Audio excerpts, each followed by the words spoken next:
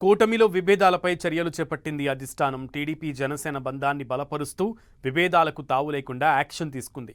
కూటమి బంధాన్ని నిలబెట్టుకునేందుకు టీడీపీ అధినాయకత్వం సంచలన నిర్ణయం తీసుకుంది.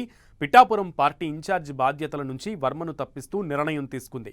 కొద్ది రోజులుగా పిఠాపురంలో చోటు చేసుకుంటున్న పరిణామాలతో ఈ నిర్ణయం ఆసక్తికరంగా మారింది.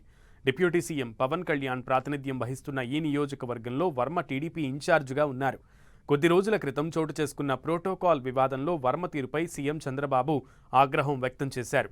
అయినా విభేదాలు కంటిన్యూ కావడంతో నియోజకవర్గ ఇన్ఛార్జిగా ఉన్న వర్మను ఆ బాధ్యతల నుంచి తప్పించింది. కొంతకాలంగా పిఠాపురంలో వర్మకు జనసేన నేతలు సరైన గౌరవం ఇవ్వడం లేదనే అభిప్రాయం ఉంది. టీడీపీ జనసేన మధ్య తరచూ వివాదాలు చోటు చేసుకుంటున్నాయి.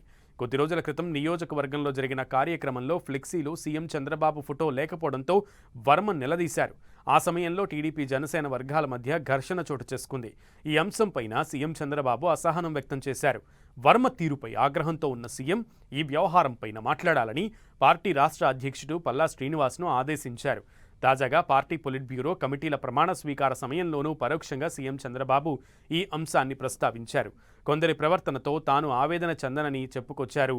ఇదిలా ఉండగా త్వరలో నియోజకవర్గ పార్టీ వ్యవహారాల నిర్వహణ కోసం ప్రత్యేక కమిటీ ఏర్పాటు చేయనుంది టీడీపీ అధిష్టానం. ఇందుకు అనుగుణంగా కసరత్తు కూడా చేపట్టింది.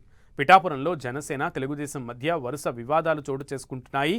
అధిష్టానం ఎన్నిసార్లు చెప్పినా పరిస్థితి మారకపోవడంతో చర్యలు చేపట్టారు అధినేత చంద్రబాబు.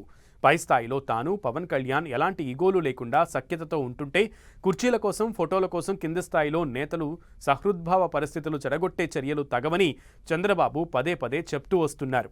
తాజాగా బ్యానర్పై ఫోటో వద్ద మాజీ ఎమ్మెల్యే వర్మ, జనసేన నేత దొరబాబు మధ్య తలెత్తిన ఘర్షణ వ్యవహారం రెండు పార్టీలకు తలనొప్పిగా మారింది. ఇరు పార్టీల మధ్య విభేదాలకు కారణమయ్యే ఏ నేతను సహించను అనే మెసేజ్ పంపించారు చంద్రబాబు.